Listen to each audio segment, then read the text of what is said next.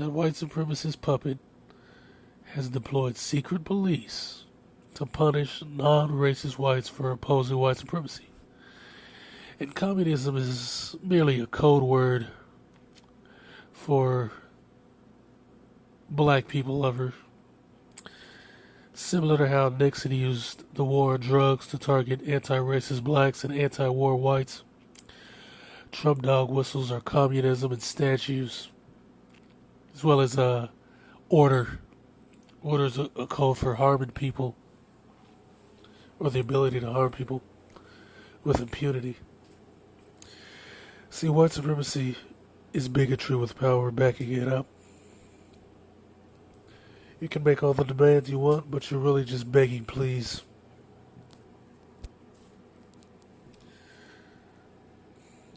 Just like with the Confederate flag and all these other symbols, they're symbols of white supremacy.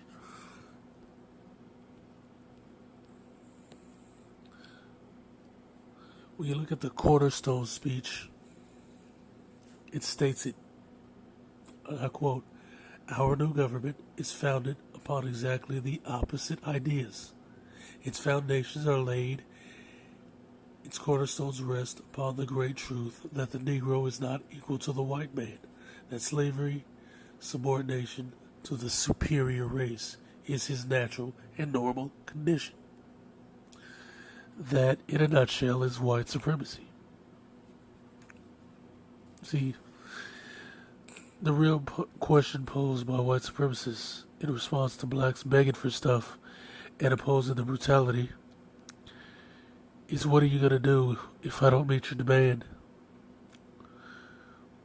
Or if you look internationally, to people who may have adopted different Semitic religious ideologies but are of European origin, to people whose land they've stolen for apartheid ethno-states, that same question is, what are you going to do if I annex more of your country? And the answer is almost always nothing. And if you have the balls to step up, when they're challenged, you're silenced, character defamed, or you're killed. When blacks lay out the injustices on Front Street, they're met with a Negro-headed coming narrative. They'll do anything to justify harming blacks. Like when they lie on Breonna Taylor's boyfriend saying he was a drug dealer, or Tamir Rice had a gun, even though it was an open carry state. I mean, they do whatever they can. When all these BS excuses and lies are exhausted, they compartmentalize whiteness to take the focus off of white supremacists by claiming certain Caucasian ethnicities are non-white, despite the absurdity. They come with these intellectually dishonest talking points to justify harming blacks, like blacks make up 50% of all murders, which is a lie.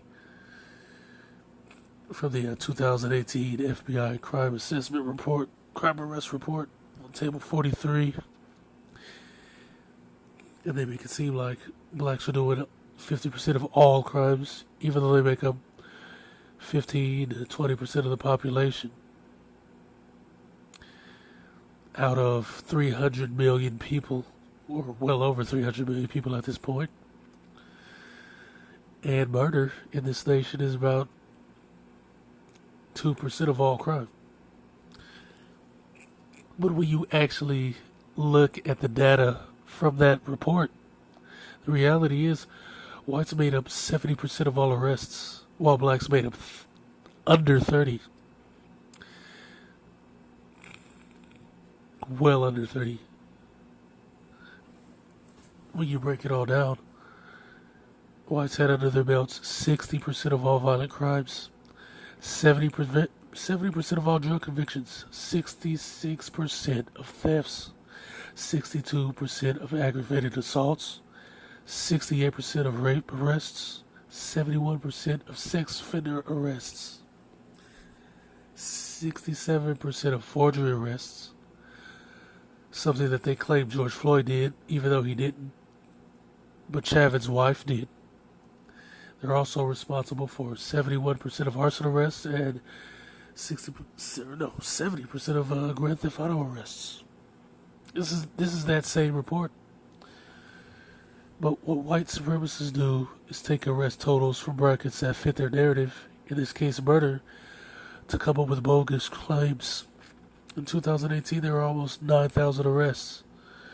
Of those, I think 4,700 were black, while 3,900 were white. Out of this arrest total, 51% is black, but there are over 16,000 murders, and 8,000 were done by unknown, aka unspecified races.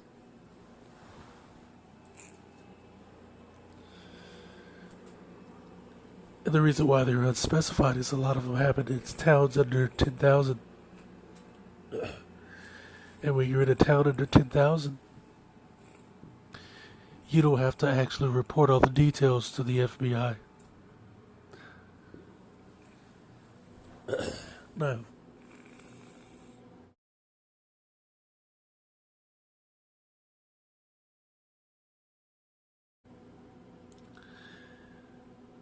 The thing is, that's how they cover up a lot of what's going on, and that's how they skew the data.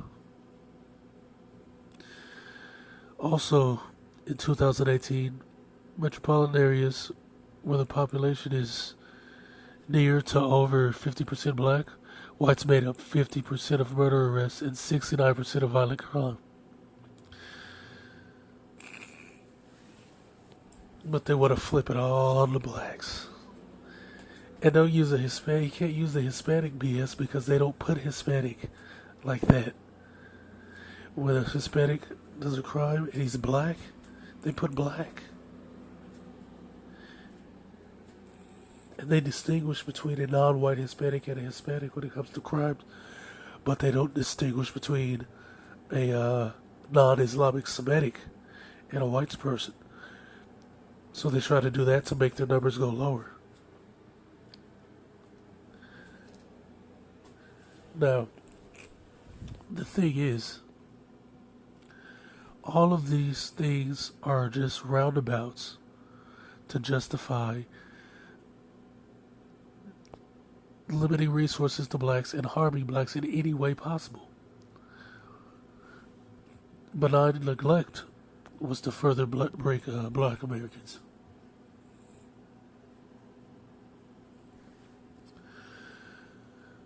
That's the reason why there's so many churches and liquor stores in black areas, and why the Chinese had stores there.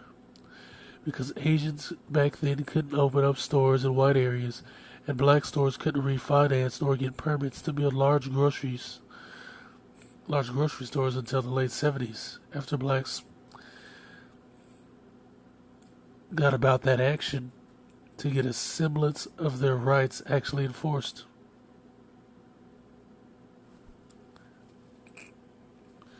See, as I talked about before with the Panthers, for a small period of time, the government gave money directly to blacks who used it to build up their communities, creating new institutions that addressed their needs. The Panthers and even the Vice Lords were creating a legitimate community. These people were legitimate community actors, creating programs that allow blacks to buy homes, pay for heat, daycare, so that they could work more, putting more wealth in the black pockets. Some of these programs exist to this day.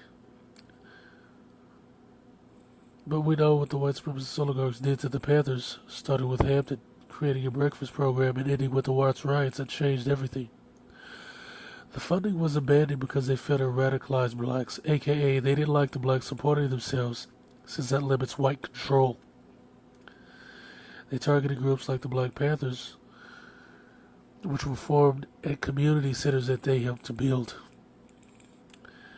They also wanted to reclaim land that many poor blacks owned in lucrative urban areas, similar to what happened with Breonna Taylor in that situation.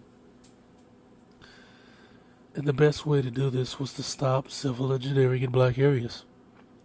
If there was a fire, let the buildings burn down. They decreased city services such as garbage pickup, street repairs, fire protection, all from black areas. This allowed white supremacists to declare urban decay under the guise of concentrating city services for better effectiveness in better served, I think, white neighborhoods because of budgetary constraints. But the reality is, it was a move to encourage the exodus of blacks and sometimes Ricans and Chicanos. I mean, they would let entire blocks of buildings burn to the ground, then reclaim every single fire was arson, just to deny resources. The same logic is used today in the IQ argument. That since blacks allegedly have an IQ of 85, you shouldn't give them resources because it'd be just a waste of time. Even though, if you look at the nations, some of the nations with lower IQs, including Ireland, are some of the most prosperous nations on earth. While some of the nations with the highest IQs are average or below. Because IQ is a fake measure that was created to assess the needs of children who needed extra help in kindergarten, as was admitted by the man who created it, as I talk about in my IQ video. But anyway, all of this is predicated to harm blacks. These people, these white supremacists, are your enemy. They're killing their own kind just because they're sick of racism and they happen to oppose white supremacy. There is no system of division because we were never united with white supremacists. Like I said, it's not about black versus white. It's about everybody, white, black, Asian, etc., versus white supremacists and their ridiculous allies. There is no secret plan by communists or Soros. It's blacks being upset and disenfranchisement, brutality, and poverty. And the thing is, this anti-black climate is cyclical. Everything that happened now happened in the early 90s, It happened in the 50s. It happened in the 60s. It happened in the 30s. It happened in the late 1910s. I talked about the Great Race War of 1919. That was nationwide, that they claimed were race riots. It happened right after Reconstruction. This always happens. It's cyclical. And like I said at the beginning of the year, since it's an election cycle, they're going to play it up, but they didn't expect it to get this bad, to where they have to deploy secret police and Blackwater agents like they did down in Katrina when they were hunting down blacks and killing them and locking up black people at home and square. They also just secretly brought these agents to Seattle to fight those guys who are resisting white supremacy.